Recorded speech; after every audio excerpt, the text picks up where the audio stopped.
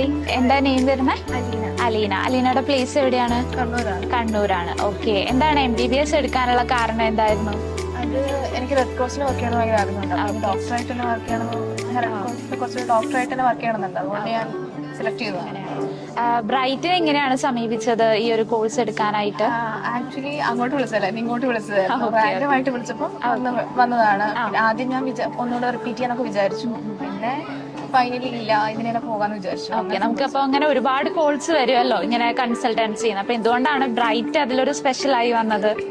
അത് കുറച്ചുകൂടെ എനിക്ക് കുഴപ്പമില്ല, കമ്മ്യൂണിക്കേറ്റ് ചെയ്യാൻ കംഫർട്ടബിൾ ആണെന്ന് തോന്നി. അപ്പം പാരന്റ്സിന് ഫീൽ ചെയ്തു. അങ്ങനെ ഏത് യൂണിവേഴ്സിറ്റിയാണ് എടുത്തിരിക്കുന്നത്? ഭാഷ്കരാണ്.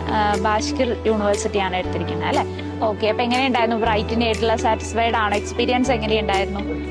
ഞാനിപ്പോ ജോയിൻ ചെയ്തല്ലോ, എനിക്ക് അതിനെപ്പറ്റി ഒരുപാട് അറിയില്ല. ഇതുവരെയുള്ള വിസ പ്രോസസിങ് കാര്യങ്ങളൊക്കെ സാറ്റിസ്ഫൈഡ് ആണ്. സാറ്റിസ്ഫൈഡ് ആണ് അല്ലേ? ഓക്കെ. അപ്പോൾ all the best for your future. Okay.